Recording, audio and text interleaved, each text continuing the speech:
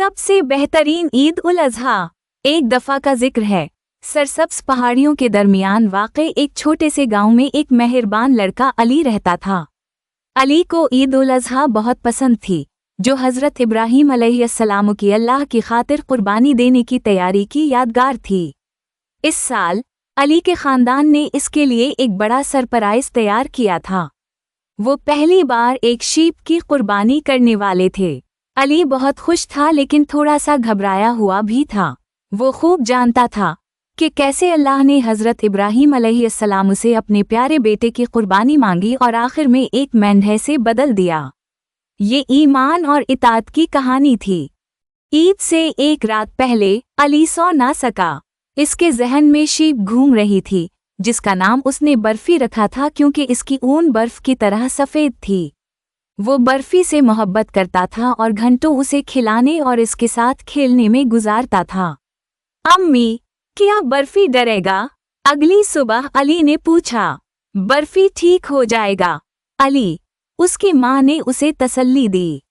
याद रखो, ये एक खास कुर्बानी है। हम ये दूसरों की मदद करने और हज़रत इब्राहीम अलैहिस्सलाम की मिसाल की पैरवी करने के लिए करते हैं। ईद की सुबह गांव खुशियों से भर गया था। बच्चे हंस रहे थे, खानदान एक दूसरे से मिल रहे थे और हवा में मज़ेदार खाने की खुशबू फैल रही थी। अली ने अपने वालिद की मदद की कि वो बर्फी को इस मैदान तक ले जाएं जहां कुर्बानी की जा रही थी। इसने बर्फी से सरगोशी की, तुम बहुत खास हो बर्फी। तुम हमारी मदद कर रहे हो कि हम एक बहुत अहम काम करें। इमाम साहब ने दुआ पढ़ी और बड़े एहतराम के साथ कुर्बानी की गई। अली को उदासी और फ़ख्र का मिला जला एहसास हुआ। वो जानता था कि बर्फी ने इस अहम रिवायत में एक अहम किरदार अदा किया है। बाद में अली के ख़ानदान ने गोश्त के पैकेट्स तैयार किए ताकि अपने पड़ोसियों और ज़रूरतमंदों में तकसीम कर सकें।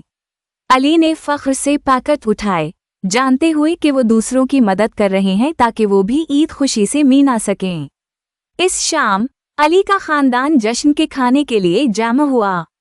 वहाँ हंसी, मोहब्बत और एक साथ होने का एहसास था। अली ने महसूस किया कि ईद उल अज़हा सिर्फ कुर्बानी के बारे में नहीं है, बल्कि बांटने, ख्याल रखने और अल्लाह की निमतों को याद करने के बारे में भी है।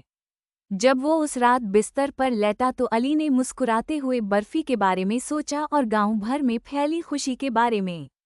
वाकई ये सबसे बेहतरीन ईद उल अज़हा थी।